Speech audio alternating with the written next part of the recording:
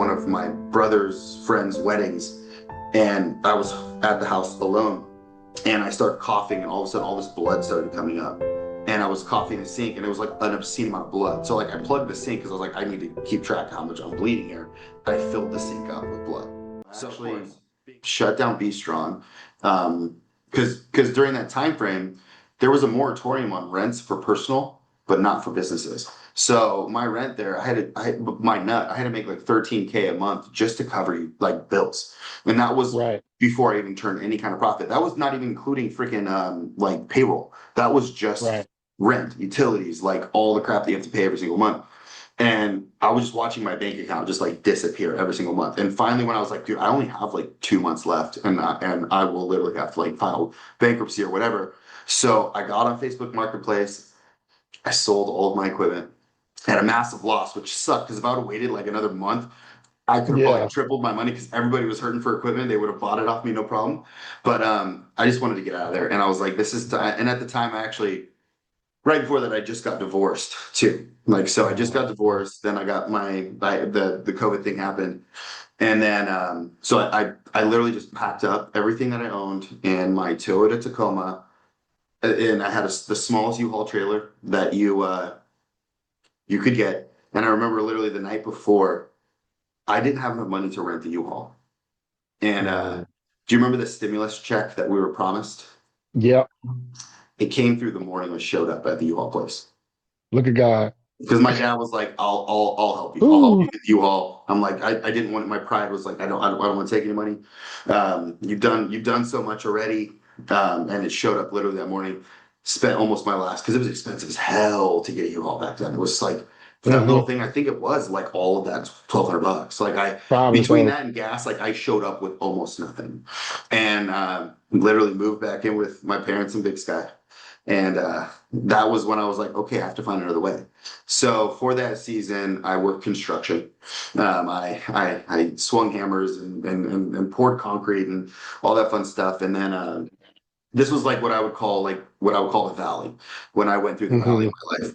So the next thing that because I wasn't broken, I wasn't broken. I still had that get up and go. And Yeah. around July of that summer, I got sick, and like I was all of a sudden I just started vomiting like crazy, like 30, 40 times a day, and excruciatingly painful. I went and got all these scans and tests, and it just kept going. Like I lost like 40-ish pounds in the Ooh. course of like a month. It was crazy. And nobody gave me an answer like what's going on. Like I start and the kicker for me was when I knew something was really wrong.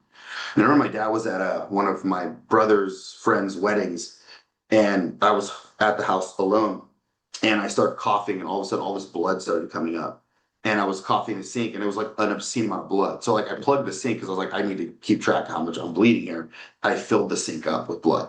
So of Oh. course, being me, I Google it, like what happens when you cough this much blood, and they're like, you have a 95% chance of mortality if you cough up more than a cup of blood, and I'm like, oh great, I'm gonna die, like I'm gonna die. So I call my dad, and he's like, go to the ER right now. So I go spend the night in the ER.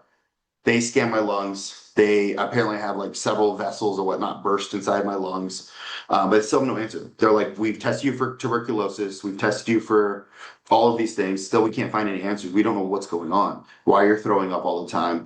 Why you have massive, TMI, but massive diarrhea, like nothing staying inside of Hmm. you. And so we recommend you fast for one to let everything calm down, and then we're going to set you up with a gastroenterologist. And they made me take. It was like a very expensive test because I remember having to sign a paper saying you're going to pay for this. It was a pill came, so like you swallow this $10,000 pill, and you wore this thing around your chest, and it videotapes or films like all the way down your whole digestive system, and it Bluetooth it to the package, and then you turn the package back in so they can go over the footage. Well, the doctor calls me. He's like, "Hey, like you've got severe tearing in your small intestines. Like you're literally falling apart. Like it's ripped apart. I'm surprised you're not septic. Like and that's why I was so sick. I had fevers. I felt like ass, like terrible." He's like, "We need to get you in. We got a couple other tests because there's only a few reasons why this happens." And I was told that I had this rare form of cancer within my small intestines that had something crazy, like a 90% chance of death. And then out of the 10% of people that make it through, all of them die within 3 years afterwards. Like it was a very rare form. So I'll be completely transparent. Like I was wrecked, and I didn't tell my parents. I didn't tell anybody. I went home, and this is hard to say, but like I took an entire bottle of sleeping pills, and I was like, deuces, I'm out. And I laid there on the floor for like 3 days, and no one came in to check on me. It was, a really hard time. No one came in to check on me. And finally, when I peeled myself off the ground, I looked up because I knew what I just done. And so I found a suicide hotline and I called it. And the sweetest woman like picked up, and she got me in touch with a therapist. And that therapist just so happened to be like works for a church, and she worked for a place called Grace Church in Bozeman, Montana.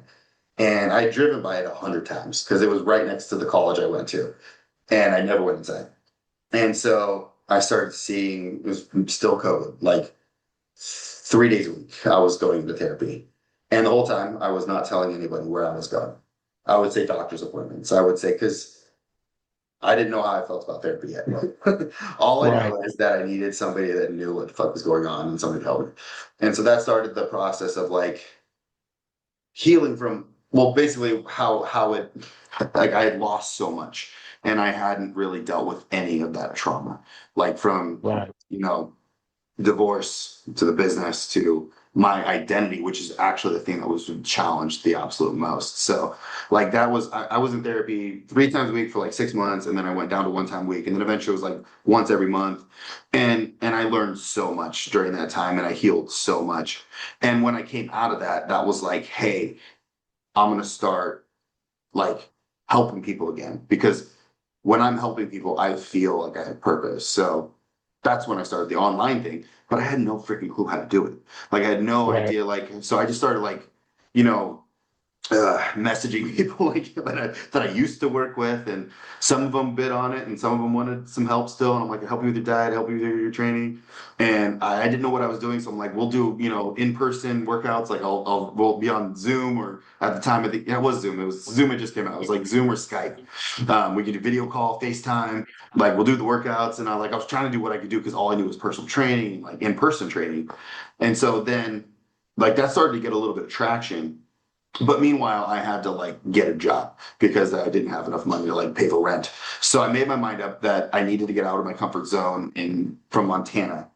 And I that's when I decided to move to Vegas on a lark. Okay, so I want to pause you for just 1 second Yeah, I know we're going because a lot different direction, right? no, you're okay. But I really want to take a second. Like, guys, that story, Tim, is so inspiring, man. Like, the thing that I love to see the most is that one, right? Like, you got to this rock bottom place. One, that God's grace is sufficient, that He kept you in that time, but that your heart was still in the place of once you came out of that, I want goodness. I want to share goodness with people. Do you think that going through all those experiences kind of is back to back to back? You said valley. I'm thinking like wilderness season. I'm going back like, like Old Testament on that. Like, do you think that made you this more like, because you already mentioned when you were younger, you were a soft-hearted person. Do you think maybe that even carried you into that place of being able to stay positive? Like, what part of you do you think was cultivated through that hardship that was like, hell, I needed help. I needed positivity. I want to share that with other people. But like, what do you think that came from? I have no other word other than grace. So to be honest, like during that season when I was before the valley, when I was on the mountaintop, Um, this was before we started recording when I told you about the terrible relationship that I had, the girl that wrecked me when I was like Yeah. in like just out of high school. I remember feeling like heartbroken and making a promise to myself. And in therapy they call this the source fracture, by the way.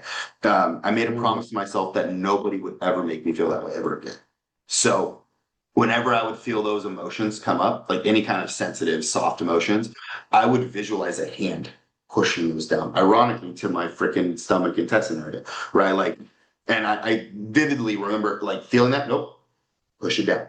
And I created this calloused me, this man that didn't feel pain. That, to be honest, I got divorced. I did not cry. I did not at the moment. I did not cry. I cried lots of tears later, but in the Right. moment, stone cold, stone cold. And it probably was like, I'm trying to think of it from the other person's point of view, like how weird that would be to like have no emotion to that at all. Um, and I felt just cold. I felt numb. But I was tough, and I put up that exterior wall